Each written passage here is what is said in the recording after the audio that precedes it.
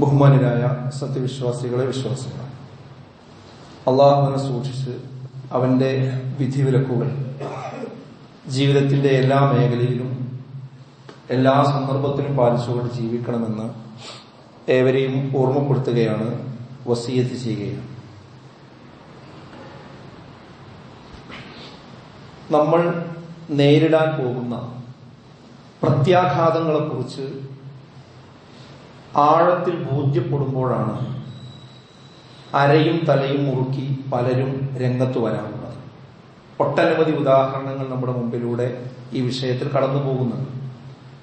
ഏതാനും നാളുകൾക്ക് മുമ്പ് നമ്മുടെ രാജ്യ തലസ്ഥാനം ജന്തർ മന്ദറിൽ ഒരു വലിയ സമരത്തിന് രാജ്യം സാക്ഷിയായത് നമ്മളെല്ലാവരും കണ്ടതാണ്.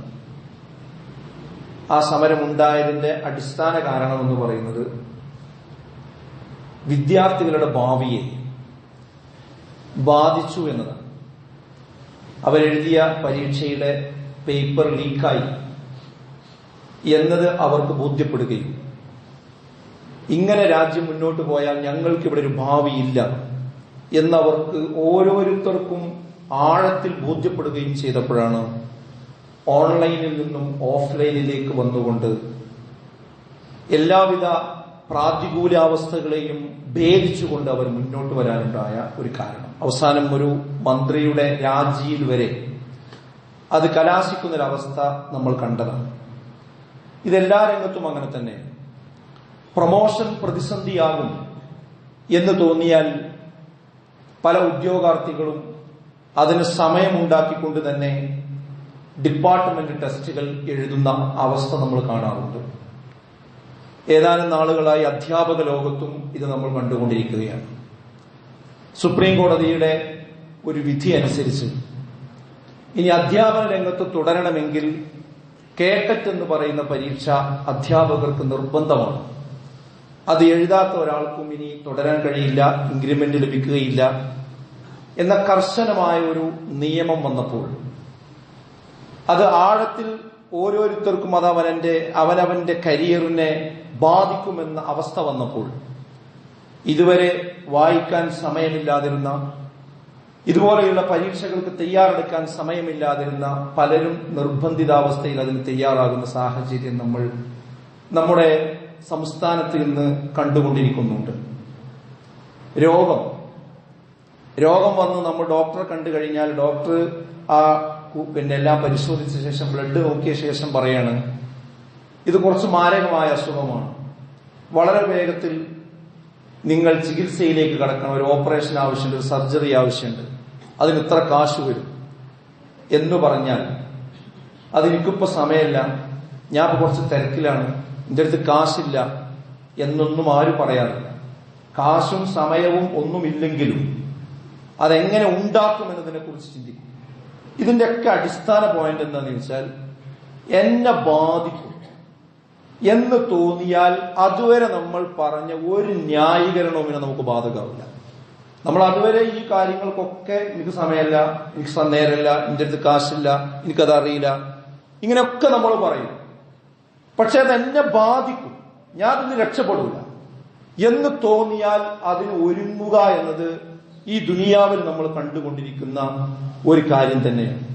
നമ്മുടെ ദുനിയാവില് ഇങ്ങനെ മഴീശത്തിന് വേണ്ടി, ഉപജീവന മാർഗത്തിന് വേണ്ടി അതിനെ ബാധിക്കുന്ന വിഷയങ്ങൾ വരുമ്പോൾ അതിനുവേണ്ടി ഒരുങ്ങുക എന്നത് നമ്മൾ നിർബന്ധമായും ചെയ്യേണ്ട ഒരു കർത്തവ്യമാണ്, കടമയാണ്. അതിൽ യാതൊരു സംശയമല്ല. കാരണം വിശുദ്ധ ഖുർആൻ ആ കാര്യം പറഞ്ഞിട്ടുണ്ട്. വലാ തൻസ നസീബക മിന ദുനിയ, ദുനിയാവിൽ നിങ്ങൾക്ക് ഒരു ഓഹരി ഉണ്ട് എന്നാണ് ഖുർആൻ പറയുന്നത്. ആ ഓഹരി മറന്നുകൊണ്ടുള്ളൊരു ജീവിതം നിങ്ങൾക്ക് ഉണ്ടാവേണ്ടതില്ല. ആ ഓഹരി നിങ്ങൾക്ക് കണ്ടെത്താം, അത് നിങ്ങൾ അതിനുവേണ്ടി അധ്വാനിക്കാം, അത് നിങ്ങൾ ചെയ്യണം. നമ്മുടെ പ്രാർത്ഥന തന്നെ എന്താ? റബ്ബന ആതിനാ ഫിദ്ദുനിയ ഹസനതൻ വഫിൽ ആഖിറതി ഹസനതൻ വഖിനാ അദാബന്നാർ. ഒരു വിശ്വാസിയുടെ ജീവിതത്തിന്റെ അടിസ്ഥാന നിലപാട് എന്തായിരിക്കണമെന്ന് ആ പ്രാർത്ഥനയിൽ കൃത്യമാണ്. അല്ലാഹുവേ, ദുനിയാവിനും ആഖിറത്തിനും ഞങ്ങൾക്ക് നന്മ തരണേ. അഥവാ ദുനിയാവ് മറന്നുകൊണ്ടുള്ള ഒരു ആഖിറത്തിലേക്കുള്ള ജീവിതമില്ല, ആഖിറത്തിനെ അവഗണിച്ചുകൊണ്ടുള്ള ഒരു ദുനിയാവുമില്ല. ഇതാണ് ഇസ്ലാമിന്റെ കാഴ്ചപ്പാട്. അപ്പൊ നമ്മുടെ ജോലി, നമ്മുടെ ശരീരം, നമ്മുടെ പ്രയാസങ്ങൾ ഇതൊക്കെ ബുദ്ധിമുട്ടിലാവുമ്പോൾ അത് തരണം ചെയ്യാൻ വേണ്ടി നമ്മൾ കഠിനാധ്വാനം ചെയ്യണം, അത് യാതൊരു സംശയമില്ല. പക്ഷെ ഞാൻ ആ പറഞ്ഞ ആയത്തിന്റെ ആദ്യ ഭാഗം നോക്കി നിങ്ങൾ, ഇതിന്റെ മധ്യഭാഗമാണ് ഇപ്പൊ ഞാൻ പറഞ്ഞത്. അതിൽ ആദ്യ ഭാഗത്തിൽ പറയുന്ന വിഷയത്തിൽ പലപ്പോഴും ഈ ശ്രദ്ധ നമുക്ക് വരുന്നില്ല എന്നതാണ് ഞാൻ പറയാൻ ശ്രമിക്കുന്നത്. എന്താണ് അതിന്റെ ആദ്യ ഭാഗം? വബ്തഗി ഫീമാ ആതാകല്ലാഹു ദാറൽ ആഖിറ വലാ തൻസ നസീബക മിനദ് ദുനിയ. അങ്ങനെയാണ് ആയത്ത് 28-ാം അധ്യായം 77-ാമത്തെ ആയത്ത്.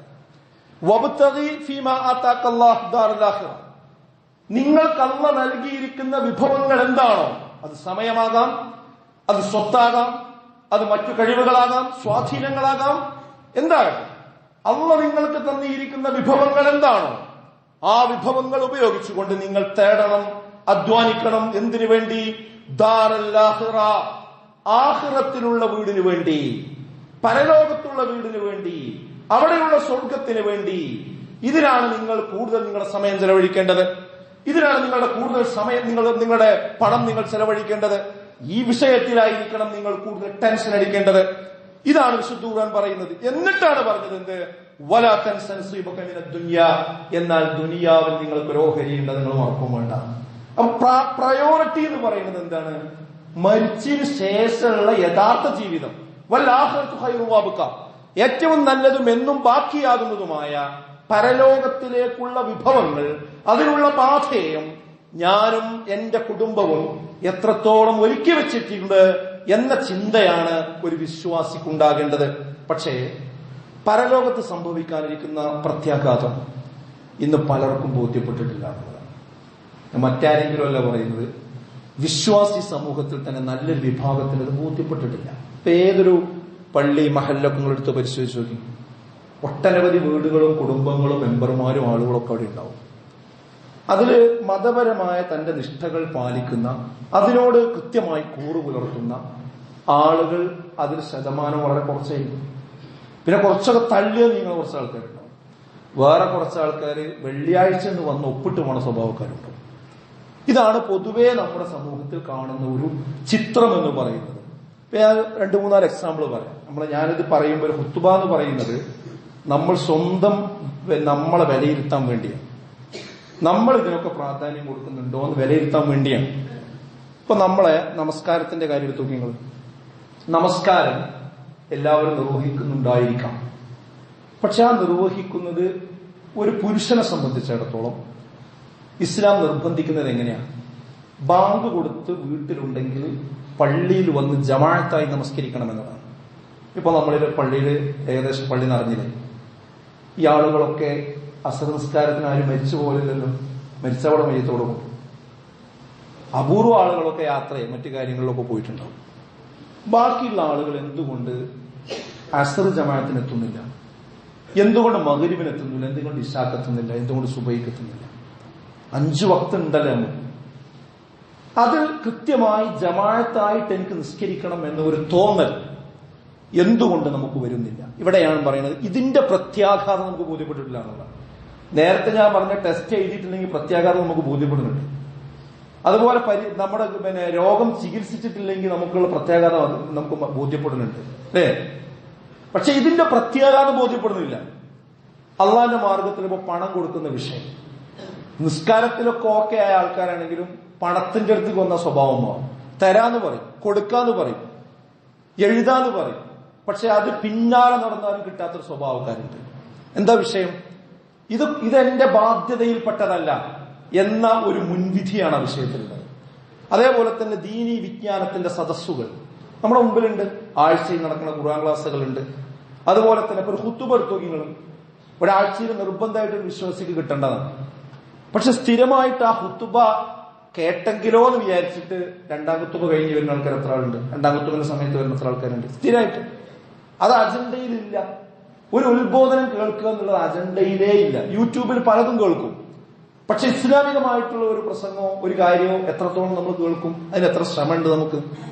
അപ്പൊ ദീനി വിജ്ഞാനങ്ങൾ കേൾക്കാനും പഠിക്കാനുമുള്ള ഒരു സമയം എത്രത്തോളം നമ്മൾ ചെലവഴിക്കാറുണ്ട്? നമ്മൾ ചിന്തിക്കേണ്ട വിഷയമാണ്. ഇസ്ലാമിക പ്രബോധനം എന്ന് പറയുന്നത് പ്രവാചകന്മാരോട് കൂടി ഇനി പ്രവാചകന്മാര് വരാനല്ല. ആ പണി പിന്നെ മനസ്സിലാക്കിയോട് ചെയ്യേണ്ട പണിയാണ്. നേരത്തെ പറഞ്ഞ നിസ്കാരം, ദാനധർമ്മം, ദീനി വിജ്ഞാനം ഈ രംഗത്തൊക്കെ വരുന്ന ആളുകൾ പോലും ഈ രംഗത്തേക്ക് വരാൻ പല ന്യായങ്ങളും പറഞ്ഞ് അവിടെ നിൽക്കും. അതിന്റെ ഉത്തരവാദിത്തപ്പെട്ടതല്ല. ഞാൻ പറയുന്നത് എന്തുകൊണ്ട് ഇത് സംഭവിക്കും? ഹറാമുകൾ, ഈ ഹറാമുകളിൽ നിന്ന് വിട്ടുനിൽക്കുന്ന ഒരു സംഗതി. ഇപ്പൊ ഇന്ന് ഞാൻ പത്രത്തിൽ വായിച്ചു, MDMA കേസിൽ മഞ്ചേരി ഭാഗത്ത് 6 ആളുകളെ പിടിച്ചു, 6 ചെറുപ്പക്കാരെ പിടിച്ചു. ഒരു 6 ഫോട്ടോ അങ്ങനെ കൊടുത്തു. 6 ഫോട്ടോത്തിന്റെ ചുവട്ടിൽ ഞാൻ വായിച്ചു നോക്കുമ്പോ 5 ആളുടെ പേര് തുടങ്ങുന്നത് മുഹമ്മദ് എന്ന് വിളിച്ചുകൊണ്ടാണ്. 6ാമത്തെ ആളെ പേര് അവസാനിക്കുന്നത് മുബാറക്ക് എന്ന് പറഞ്ഞുകൊണ്ട്. ആ പേരിന്റെ ഒരു പരിശുദ്ധി നോക്കി നിങ്ങൾ സമൂഹം എവിടെ നിൽക്കണമെന്ന് നിങ്ങൾ ആലോചിച്ചു. അതായത് ഈ MDMA കേസിലും ഈ കഞ്ചാവ് കേസിലും സംഗതികളിലും പെടുന്ന ഒരു തലമുറയായി സമൂഹമായി മാറുകയും വെള്ളിയാഴ്ച ഏതെങ്കിലും ഒരു പള്ളിക്ക് പോയി തീർന്നാൽ എന്റെ ഉത്തരവാദിത്തം കഴിഞ്ഞെന്ന് വിചാരിക്കും ചെയ്യുന്ന ഒരു അന്തരീക്ഷത്തിൽ ജീവിക്കുന്നുവെങ്കിൽ ഞാൻ ചോദിക്കുന്നത്, ഞാൻ പറയുന്നത്, എത്രത്തോളം നമുക്കിതിന്റെ പ്രത്യാഘാതം ബോധ്യപ്പെട്ടിട്ടുണ്ട് എന്ന് നമ്മൾ ആലോചിക്കണം. ഇപ്പൊ മതരംഗത്തെ ബാധ്യതകൾ നിർവഹിക്കാൻ മാത്രം ഇത്തരം ആളുകൾക്ക് തടസ്സമുള്ളൂ. അതിനെ ഒരു ഭയങ്കര ബുദ്ധിമുട്ടും പ്രയാസവുമായിട്ട് പല ആളുകളും കാണും. അതായത് അതൊരു ഭാരമായി, അതൊരു ബുദ്ധിമുട്ടായി, പ്രയാസമായി, നിസ്കാരാകട്ടെ, നോമ്പാകട്ടെ, മറ്റു കാര്യങ്ങളാകട്ടെ, അതിനുള്ള ആ രംഗത്ത് ദാനം കൊടുക്കുന്നതാകട്ടെ, അതൊരു ബുദ്ധിമുട്ടാണ്, ഒരു പ്രയാസമാണ്, ഒരു ഭാരമാണ്. വേറുള്ളതൊക്കെ എളുപ്പമാണെന്നുള്ള രൂപത്തിലാണ് പലരും ചിന്തിക്കാറുള്ളത്. എന്നാൽ വിശുദ്ധ ഖുർആൻ അത്തരം ആളുകളോട് പറയുന്ന ഒരു വാചകം, ഒരു ആയത്ത് നമ്മൾ സൂറത്ത് മുഅ്മിനൂനിന്റെ 62ാമത്തെ ആയത്തിൽ കാണാൻ പറ്റും. എന്താ അല്ലാഹു പറയുന്നത്? വലാ നുകല്ലിഫു നഫ്സൻ ഇല്ലാ വുസ്അഹാ. ഏ മനുഷ്യരെ, വലാ നുകല്ലിഫു നഫ്സൻ ഇല്ലാ വുസ്അഹാ, നിങ്ങൾക്ക് കഴിയാത്ത ഒരു ജോലി ഞാൻ നിങ്ങളെ ഏൽപ്പിച്ചിട്ടില്ല. അല്ലാഹു പറയാണ്, നിങ്ങൾക്കൊരിക്കലും സാധ്യമാകാത്ത ഒരു കാര്യം ഞാൻ ഒരിക്കലും കെട്ടിയേൽപ്പിച്ചിട്ടില്ല. കഴിയുന്നതേ മനുഷ്യനെ ഏൽപ്പിച്ചിട്ടുള്ളൂ. ആ ഏൽപ്പിച്ചതിൽ തന്നെ നിങ്ങളുടെ ആരോഗ്യമനുസരിച്ച് നിങ്ങൾ ചെയ്യേണ്ടതുള്ളൂ. എല്ലാവരും സക്കാത്ത് കൊടുക്കണമെന്ന് പറഞ്ഞോ? ഇല്ലല്ലോ.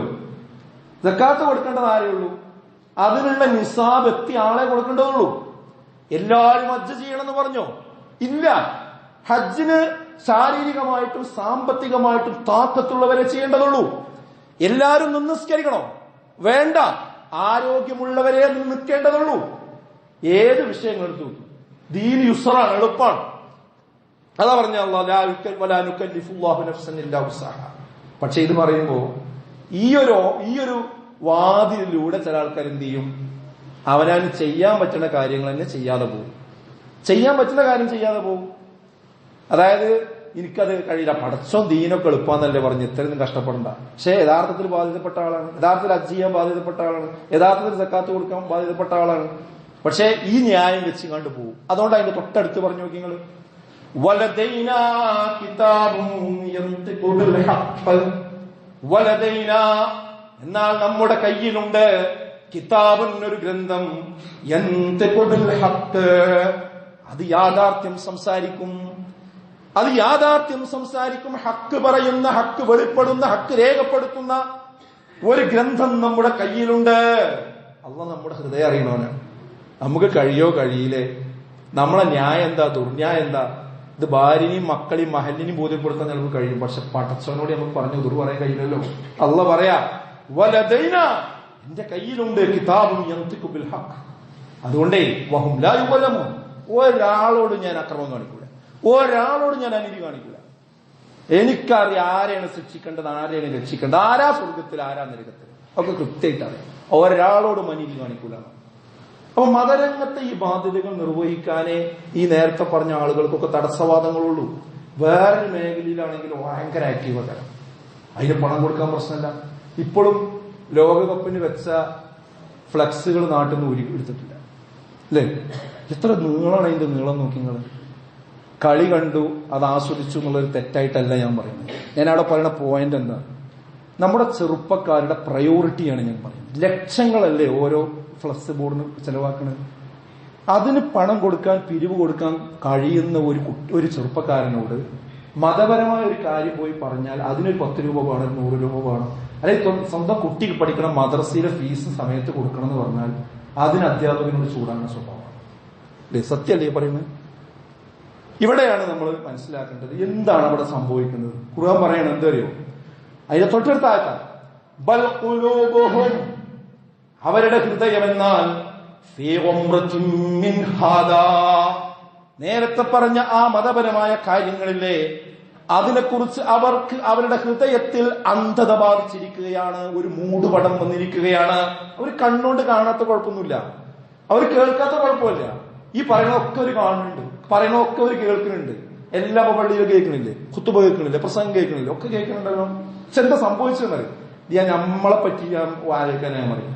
ബൽ ഖുലൂബുഹും ഫീ ഗംറത്തിൻ മിൻ ഹാദാ, അവരുടെ ഹൃദയത്തിന് ഒരു മൂടി വന്നതാണ്. മാത്രമല്ല വലഹും അഅ്മാലും മിൻ ദൂനി ദാലിക്, അവർക്ക് വേറെ കുറെ ജോലികൾ അവർക്കുണ്ട്. അതിൽ അവരെന്താണ്, ഹും ലഹാ ആമിലൂൻ, അവരതിൽ ഭയങ്കര ആക്റ്റീവാണ്, അവരതിൽ ഭയങ്കര ഗംഭീരമാണ്. പക്ഷെ ഈ കാര്യം പറയുമ്പോൾ മാത്രമേ അവർക്ക് പ്രശ്നം, ദീനീ വിഷയം പറയുമ്പോൾ മാത്രമേ പ്രശ്നമുള്ളൂ. അതിന് നേരല്ല, അതിന് സമയമല്ല, അതിന് ബുദ്ധിമുട്ടാണ്. പക്ഷെ മറ്റു കാര്യങ്ങളിൽ വളരെ ആക്റ്റീവായിരിക്കും അവര്. ഇപ്പോ സോഷ്യൽ മീഡിയന്റെ സ്ക്രീൻ ടൈം നമ്മൾ ഓരോരുത്തരും ഇപ്പം തന്നെ ഹുത്തുബ കഴിഞ്ഞിട്ട് വെറുതെ നോക്കിയാൽ മതി. മുതിർന്ന ആൾക്കാരാണെങ്കിൽ കുട്ടികളോട് നോക്കി തരാൻ പറഞ്ഞാൽ മതി, ഞാനൊരു ദിവസം എത്രയാണ് സോഷ്യൽ മീഡിയ ഉപയോഗിക്കുന്നത്, സ്ക്രീൻ ഉപയോഗിക്കുന്നത്. ഇന്ന് കണക്ക് പറയുന്നത് 1 മണിക്കൂർ മുതൽ 5 മണിക്കൂർ വരെ ആൾക്കാർ ഉപയോഗിക്കുന്നുണ്ട്. മിനിമം 5 ഒക്കെ നിസ്കരിച്ച് നിസ്കരിക്കണമെങ്കിൽ എത്ര നേരം വേണം? 45 മിനിറ്റ് മതി, മാക്സിമം 1 മണിക്കൂർ കിട്ടും. പക്ഷെ ആ നിസ്കാരത്തിന് ജമാഅത്തിന് പള്ളിയിൽ വരാൻ കഴിയാത്തവന് 5 മണിക്കൂർ ഫോണിലിരിക്കാൻ പറ്റുന്നുണ്ടല്ലോ. നമ്മൾ കുറച്ച് കാര്യങ്ങളെ പറ്റി നമ്മൾ നന്നായി ചിന്തിക്കണം എന്നാണ്. അങ്ങനെ ഉണ്ടല്ലോ, മതവും ദീനൊക്കെ ഒഴിവാക്കി ഇങ്ങനെ സുഖിച്ചിങ്ങനെ പോകാന്നൊരു തോന്നല്. പഠിച്ചോ അവരെ പറ്റി പറഞ്ഞാൽ തരും, കുറച്ച് കാലമൊക്കെ ഞാൻ സമയം തരും, പിന്നെ ഒരു പിടുത്തം പിടിക്കുന്ന അപ്പം നമ്മൾ ആലറുത്രേ. അതിന്റെ അടുത്ത ആയത്ത് പറഞ്ഞു നോക്കി നിങ്ങൾ, ഹത്താ ഇദാ അഖദ്നാ മുതറഫീഹിം ബിൽ അദാബ് ഇദാ ഹും യജ്അറൂൻ. ഹത്താ, ഈ പോക്ക് ഏതുവരെയാണെന്നോ, ഇദാ അഖദ്നാ മുതറഫീഹിം ബിൽ അദാബ്, അവരുടെ കൂട്ടത്തിൽ മുത്തറഫീഹ് എന്ന് പറഞ്ഞ അർത്ഥം എന്താ? സുഖിച്ചു പോകുന്ന ആളുകൾ, ഇതൊക്കെ നെവർ മൈൻഡ് ആക്കി പോകുന്ന ആളുകൾ. അത്തരം ആളുകളെ ശിക്ഷ കൊണ്ട് നാം പിടിക്കും. ഇദാഹും യജ്അറൂൻ, അപ്പോഴവരതാ നിലവിളിക്കുന്നു. അത് പ്രളയമാകാം, ഭൂമി കുലുക്കമാകാം, അറ്റാക്ക് ആകാം, വേറെന്തെങ്കിലും ആകാം. അത് സംഭവിക്കുമ്പോ അപ്പൊ സിസ്റ്റത്തിന് ചീത്ത പറയും, നാട്ടുകാരെ ചീത്ത പറയും, അള്ളാനെ ചീത്ത പറയും, നിലവിളിക്കും. ഇന്നെന്തിനാ പടച്ചിന് അടങ്ങാറാക്കുമെന്ന് ചോദിക്കും. ആ ഒരാഴ്ച മുമ്പത്തെ ഒരാഴ്ച എടുത്തു നോക്കിയാൽ മര്യാദക്ക് സുബഹിസ്കരിച്ചിട്ടുണ്ടാവില്ല, മര്യാദക്ക് പള്ളിയിൽ വന്നിട്ടുണ്ടാവില്ല, എല്ലാ ഹറാമും ചെയ്തിട്ടുണ്ടാവും, ബാങ്കിലായിരിക്കും ആധാരം കൊണ്ടേ വെച്ചിട്ടുണ്ടാവില്ല, ആ പലിശയുടെ പ്രശ്നങ്ങൾ ഉണ്ടാവും, പലിശന്റെ മേൽ പലിശ ഉണ്ടാവും, സ്വന്തം പോക്കറ്റിലെ ലഹരി സാധനങ്ങൾ ഉണ്ടാവും. ഇതൊക്കെ ആഴ്ച തോറും കേൾക്കണതൊന്നും പാടില്ല. പക്ഷെ എനിക്കതൊന്നും ബാധകല്ല എന്ന നിലക്ക് പോകുന്നവനെ, അവന്റെ കുതിച്ചു പോകുന്ന ആ കുതിരക്ക് പിടിക്കുന്ന മൂക്കേറ് പോലെ, കടിഞ്ഞാണ് പോലെ അള്ളാഹു ഒരു പിടുത്തം പിടിക്കും. അപ്പൊ അവൻ എന്ത് ചെയ്യും? അവൻ നിലവിളിക്കും. അങ്ങനെ ഖുർആൻ പറഞ്ഞത്, ഇദാഹും യജ്അറൂൻ, അവനപ്പം നിലവിളിക്കും. പക്ഷേ നിലവിളിച്ചതുകൊണ്ട് ഒരു കാര്യമില്ല എന്നാണ് അള്ളാഹ് പറയുന്ന. നോക്കി നിങ്ങൾ അതിന്റെ തൊട്ടടുത്ത ആയത്താ, ലാ തജ്അറുൽ യൗം, ലാ തജ്അറുൽ യൗം, ഇന്നത്തെ ദിവസം നിങ്ങൾ നിലവിളിച്ചത് കൊണ്ട് കാര്യമില്ല. ഇന്നക്കും മിന്നാ ലാ തുൻസറൂൻ, ഒരു സഹായിയും നിങ്ങൾക്ക് വരാനില്ല. നേരത്തെ ഞാൻ പറഞ്ഞ ഇവിടെ കുഴഞ്ഞു വീണാല് കൊണ്ടുപോകാൻ ഇഷ്ടം പോലെ ആൾക്കാർ ഈ ജുമാന്റെ അടിയിൽ നിന്നാണ് ഉണ്ടാവും അല്ലേ? ഹോസ്പിറ്റലിൽ പോയിട്ട് 2 ലക്ഷം വേണമെന്ന് പറഞ്ഞാൽ ഉണ്ടാക്കാൻ വേറെ കുടുംബക്കാരും നാട്ടുകാരും ഇറങ്ങും, ചാരിറ്റിക്കാർ രംഗത്തിറങ്ങും. ആശുപത്രിയിൽ നിൽക്കാൻ ആളില്ലാതെ ബൈസ്റ്റാൻഡേഴ്സുമായിട്ട് നിങ്ങളുടെ അയലോക്കാർ ഒന്ന് നിൽക്കും, കുടുംബക്കാരിലേക്ക്. ഇപ്പൊ ഇന്ന് പത്രത്തിൽ കണ്ടില്ല നിങ്ങൾ, വൃദ്ധസദനത്തിൽ നിന്ന് മരിച്ചിട്ട് കൊണ്ടുപോയിട്ട് കത്തിച്ചു. കത്തിക്കണ സമയത്ത് പോലും 4 മക്കളുണ്ടായിട്ട് മക്കള് നാട്ടിൽ കത്തിയിട്ടില്ല. ഇവിടെ വീഡിയോ കോളിൽ കണ്ടു. ആലോചിച്ചു. അപ്പൊ ഞാൻ പറഞ്ഞ അങ്ങനെയാണെങ്കിലും നോക്കാനാണല്ലോ, ഇത് സർക്കാർ ഏറ്റെടുക്കും. ഇവിടെ അങ്ങനെയാണ്. പക്ഷെ പരലോകത്ത് പടച്ചോൻ പിടിച്ചാണ്ടല്ലോ, പിന്നെന്തില്ല, ലാ തൻസുറൂൻ, അവർക്ക് ഒരു സഹായം ഉണ്ടാവില്ല. അത് സഹായം ഇല്ലാതിരിക്കാനുള്ള കാരണം 2 എണ്ണമാണ്. ഒന്നെന്താ വെച്ചാല്, തെളിവ് സഹിതം ഇതൊക്കെ ഇവർക്ക് ബോധ്യപ്പെടുത്തി കൊടുത്തതാണ് നേരത്തെ, എന്നിട്ട് പരിഗണിച്ചില്ല. ഒന്നതാണ്. കാരണം ഇത് മുസ്ലിങ്ങളെ സംബന്ധിച്ചിടത്തോളം പറയുകയാണെങ്കിൽ ഒരു ഇസ്ലാമിക വീട്ടിൽ ജീവിച്ചതാണ്. ചെറിയ കാലത്ത് മദ്രസ പോയിട്ടുണ്ട്, ആഴ്ച തോറും ഖുതുബ കേൾക്കുന്നുണ്ട്. ഇതൊക്കെ പറഞ്ഞും പരിശോധിച്ചൊക്കെ പോയിട്ടുണ്ട്. ബോധ്യപ്പെടാത്ത കുഴപ്പമൊന്നുമില്ല, ഒക്കെ ബോധ്യപ്പെടുത്തിയിട്ടുണ്ട്. എന്നിട്ട് എന്ത് ചെയ്തു? ഒരു പ്രത്യേക അഹങ്കാരത്തോടുകൂടി അതിനെ ആ തെളിവുകളൊക്കെ എന്ത് ചെയ്തു അത് പരിഹസിച്ച് തള്ളി. അതൊക്കെ എന്ത്. എന്നാളെ അതൊരു വീട്ടിൽ പോയിട്ട് സ്കൂൾ വർക്ക് കഴിഞ്ഞു പോയപ്പോ നമ്മളെ സ്ത്രീകൾ പറഞ്ഞു, അവരിറങ്ങി അവരിങ്ങനെ ഗേറ്റിന്റെ അവിടേക്ക് എത്തിയിട്ടു. അപ്പൊ ഉള്ളെന്ന് പറയുന്നത് അത് കുറച്ച് പുളിച്ചികള് എന്താ അർത്ഥം? പള്ളിക്കൊക്കെ വരണം, ഒരു ക്ലാസ്സിന് വരണം എന്ന് പറഞ്ഞ് വിളിച്ചിട്ടുള്ളൂ, അല്ലാതെ നിങ്ങളെ സ്വത്ത് വേണം, നിങ്ങൾ അങ്ങനെ ആക്കണം ഇങ്ങനെ ആക്കണം എന്ന് പറഞ്ഞിട്ടില്ല. മനുഷ്യന്മാരെ മനസ്ഥിതി ഇരിക്കണോ നിങ്ങൾ? അത് പരിഹസിച്ച് കുത്തി പറഞ്ഞ് അവനാണ് ചെയ്യാൻ പറ്റൂല്ലെങ്കിൽ വേറെ കോലത്തിൽ സംസാരങ്ങൾ സംസാരിക്കുക. ഇതിനെ തൊട്ടടുത്ത ആയത്ത് പറയുന്ന നോക്കി നിങ്ങൾ, ഖദ് കാനത് ആയാതി തുത്ലാ അലൈക്കും ഫകുൻതും അലാ അഅഖാബികും തൻകിസൂൻ. ഖദ് കാനത് ആയാതി, നിശ്ചയമായി നമ്മുടെ ആയത്തുകൾ, തുത്ലാ അലൈക്കും, അവർ തോതി കേൾപ്പിച്ചു കൊടുത്തതാണ്, ഫകുൻതും, അവരാകട്ടെ, അലാ അഅഖാബികും തൻകിസൂൻ, അവരുടെ മടമ്പുകാലിൽ അവർ മടങ്ങിപ്പോവുകയാണ് ചെയ്തത്. ആ പ്രയോഗം നോക്കി നിങ്ങൾ, അവരുടെ മടമ്പുകാലിൽ അവർ മടങ്ങിപ്പോവുകയാണ് ചെയ്തത്. വന്നവാരി തിരിച്ചുപോയി, ഒരു മനസ്സിക്ക് അത് കേറിയതല്ല. എന്താ ഉള്ളിലെന്താ? മുസ്തക്ബിരീന ബിഹി സാമിറൻ തജ്റൂൻ. മുസ്തക്ബിരീന ബിഹി, വല്ലാത്ത അഹങ്കാരമുണ്ടവർക്ക്. ബിഹി സാമിറൻ, അവർ രാക്കഥകൾ പറയുന്നു, പിച്ചീമ്പയും പറയുന്നു. തജ്റൂൻ, അവർ തോന്നിയാസം പറഞ്ഞുകൊണ്ട്, ഇതിനെ കുത്തി പറഞ്ഞുകൊണ്ട്, ഇതിനെ പരിഹസിച്ചുകൊണ്ട്. ഇപ്പൊ യൂട്യൂബും വാട്സപ്പും ഫേസ്ബുക്കും ഒക്കെ എടുത്ത് അതിന്റെ കമന്റ് ബോക്സ് നോക്കും. ഇസ്ലാമിക കാര്യം പറഞ്ഞാൽ അതിന്റെ താഴെ വന്ന് മുസ്ലിങ്ങളായ ഐഡിയിലുള്ള ആൾക്കാരാണ് ഈ തോന്നിയാസം പറയുന്നത്. പടച്ചോൻ സംസാരിക്കുന്നത് ഹൃദയത്തോടെ എന്നുള്ളത് നിങ്ങളുടെ തർക്കമാണ്. അല്ലാഹു പറയണം, ഈ കോലത്തിൽ നിങ്ങൾ കാണിച്ചു, അതുകൊണ്ട് ഇനി നിലവിളിച്ചിട്ട് കാര്യമില്ല. തബൂക്ക് യുദ്ധത്തിന് വേണ്ടി ആളുകളെ വിളിച്ചു, കുറെ ആളുകൾ അതിന് പോയി.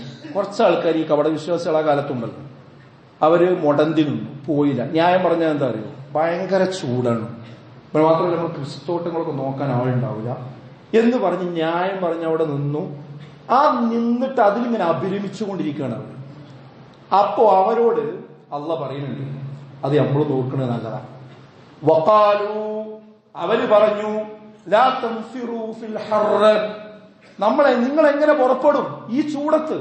ഭയങ്കര ചൂടാ. ഈ മരുഭൂമിയിലെ ചൂടെന്ന ചെറിയ ചൂടൊന്നുമല്ല. ഈ ചൂടിന് എങ്ങനെ പോകും? അപ്പൊ അള്ളാഹ് പറയാ, ഖുൽ, പറഞ്ഞു കൊടുക്ക്, നാർ ജഹന്നമ അശദ്ദു ഹർറ, നിങ്ങൾ ഈ പറയുന്ന വെയിലിനേക്കാളും എത്രയോ ചൂടുള്ളതാണ് നരകാഗ്നിയിലെ ചൂടിലോ കാനൂ യഫ്ഖഹൂൻ, നിങ്ങൾ കാര്യം ഗ്രഹിച്ചിരുന്നുവെങ്കിൽ എന്നാണ്. എന്താണ് റസൂലുള്ളാഹി പറഞ്ഞത്? ഇവിടെ കത്തുന്ന തീയിന്റെ 70 ഇരട്ടിയാണ് അത്രയും നാളെ നരകത്തിൽ കത്താൻ പോകും. ഇവിടുത്തെ തീ നമുക്ക് സഹിക്കാൻ കഴിയും, ഇവിടുത്തെ ചൂട് നമുക്ക് സഹിക്കാൻ കഴിയും.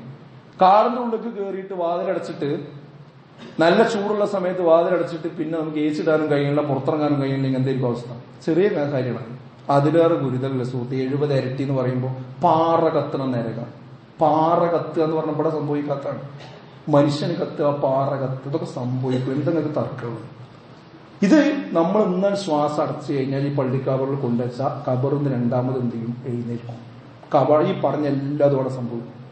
നാളെ മഹ്ശറിൽ ഇതൊക്കെ സംഭവിക്കും.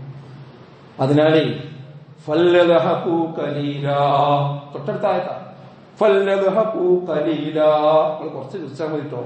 വൽയബ്കൂ കസീറാ, അങ്ങനെ അറിഞ്ഞിരുന്നുവെങ്കിൽ നിങ്ങൾ കൂടുതൽ കരയുമായിരുന്നു. ജസാഅൻ ബിമാ കാനൂ യക്സിബൂൻ, നിങ്ങൾക്കിവിടെ പ്രതിഫലം നൽകുന്നത് നിങ്ങൾ അധ്വാനിച്ചതിന്റെ അടിസ്ഥാനത്തിൽ തന്നെയാണ്. അതുകൊണ്ട് സുഹൃത്തുക്കളെ, സ്വയം വിചാരണ ചെയ്യുക. ഏറ്റവും വലിയ പ്രത്യാഘാതം ഇവിടുത്തെ പ്രത്യാഘാതം തന്നെ. ഇവിടെ പരീക്ഷയിൽ തോൽക്കുന്നതോ, ഇവിടെ കേട്ടറ്റ് തോൽക്കുന്നതോ, ഇവിടെ ഡിപ്പാർട്ട്മെന്റ് ടെസ്റ്റ് തോൽക്കുന്നതോ, അത് വലിയ പ്രത്യാഘാതമല്ല. അതൊന്ന് കഴിഞ്ഞ് അടുത്ത് വേറൊന്നുണ്ടാവും. ഒരു ജോലി അല്ലെങ്കിൽ വേറെ ജോലി ഉണ്ടാവും. പക്ഷേ പരലോകത്തേക്ക് പോകാനുള്ള ഒരുക്കം നമ്മൾ ഒരുങ്ങിയിട്ടില്ലെങ്കിൽ വലിയ പ്രത്യാഘാതം നമ്മൾ അനുഭവിക്കുന്നുണ്ട്. അതുകൊണ്ട് നമ്മളെ മുൻഗണന മാറ്റണം എന്നാണ് ഞാൻ പറയുന്നത്. നമ്മളെ പ്രയോറിറ്റി നമ്മൾ മാറ്റണം. ദീന് കഴിഞ്ഞിട്ട് ബാക്കി ദുനിയാവിന്റെ കാര്യത്തിൽ നമ്മൾ ചെലവാക്കാൻ പറ്റും. ഹയ്യാല സ്വലാത്ത് എന്ന് പറഞ്ഞാൽ പള്ളി കണ്ട് വരികയാണ്, പിന്നെ വേറെയുള്ള പരിപാടി കണ്ട് അവസാനിപ്പിക്കുക. കച്ചവടം പരിപാടിയൊക്കെ അത് ആയുസ് ഉണ്ടാകുമ്പോൾ, ആരോഗ്യം ഉണ്ടാകുമ്പോഴേ ഉണ്ടാവും. ആരോഗ്യം ഇന്ന് കടയിൽ പോകുമ്പോൾ കാലം നമ്മൾ വഴുതിയ ഷട്ടർ താത്തേണ്ടി വരും. തർക്കിക്കൊന്നും വേണ്ട കാര്യം. ആ കടയിൽ കച്ചവടത്തിൽ എന്തെങ്കിലും പ്രശ്നം വന്ന് ഈ ദീനിബോധമല്ലാത്തവനാണെങ്കിൽ വേറെ എന്തെങ്കിലും കാട്ടിക്കൂട്ടും ചെയ്യും. അത്രേ ഉള്ളൂ മനുഷ്യന്റെ ഈ ദുനിയാവിലെ അവസ്ഥ എന്ന് പറയുന്നത്. അതുകൊണ്ട് നമ്മൾ നന്നായിട്ട് മനസ്സിലാക്കണം. അതുകൊണ്ട് ഇന്നലെ തീരുമാനിക്കും, എന്തറിയോ, ഞാൻ നിസ്കരിക്കുന്നു മാത്രമല്ല, അത് ജമാഅത്തായി നിസ്കരിക്കും. നമ്മളെ പള്ളിയിൽ ജമാഅത്ത് നിസ്കാരത്തിന് വരാൻ കഴിവുള്ളവർ വരാത്തവരുണ്ട്. ഞാൻ അവരെ പറ്റി തന്നെയാണ് പറയുന്നത്. എന്തെങ്കിലും കുത്തുബയിൽ പറഞ്ഞു പോയിട്ട് കാര്യമില്ല. അതേപോലെ എന്തെങ്കിലും ഒരു പിരിവോ കാര്യം ഉണ്ടെങ്കിൽ അത് സ്ഥിരം കൊടുക്കണ കുറച്ച് ആൾക്കാർ, വേറെയുള്ള കുറച്ച് ആൾക്കാർ അത് കൊടുത്തു വരുത്തി തീർക്കുക. ഏതെങ്കിലും പഴയ നോട്ട് പേരിലുണ്ടെങ്കിൽ അത് കൊണ്ടുവന്നില്ല. ഇതൊന്നും ഞാൻ വെറുതെ പറയില്ല. ആ സ്വഭാവമൊക്കെ നമ്മൾ മാറണം. മനസ്സറിഞ്ഞുകൊണ്ട് നമുക്ക് കൊടുക്കാൻ കഴിയണം. പൂർണ്ണ തൃപ്തിയോടെ ദാനം ചെയ്യാൻ കഴിയണം. അതുപോലെ ദീനിന്റെ വിജ്ഞാനത്തിന്റെ സദസ്സ്, ക്ലാസ്സുകൾ, ഒരാഴ്ച ഒരിക്കലെങ്കിലും ഒരു ഖുർആന്റെ മുമ്പിൽ വന്നിരിക്കണം. അപ്പോഴേ നമ്മൾ മനസ്സൊന്ന് പദം വരുള്ളൂ. അപ്പോൾ ഈ രംഗത്ത് ചിന്തിക്കാൻ നമുക്ക് കഴിയുള്ളൂ. അതുപോലെ ദീനിന്റെ രംഗത്ത്, പ്രബോധന രംഗത്ത് കുറച്ച് സമയം നമ്മൾ നീക്കി വെക്കാൻ തയ്യാറാക്കാം. ഹറാമുകളിൽ നമ്മൾ വിട്ടു നിൽക്കാൻ തയ്യാറാക്കാം. ഇങ്ങനൊരു തീരുമാനം നമുക്ക് എടുക്കാൻ കഴിയണം. അങ്ങനെയുള്ള യഥാർത്ഥ മുത്തഖീകളിൽ, മുഅ്മിനീകളിൽ അല്ലാഹു നമ്മെ ഉൾപ്പെടുത്തി അനുഗ്രഹിക്കുമാറാകട്ടെ.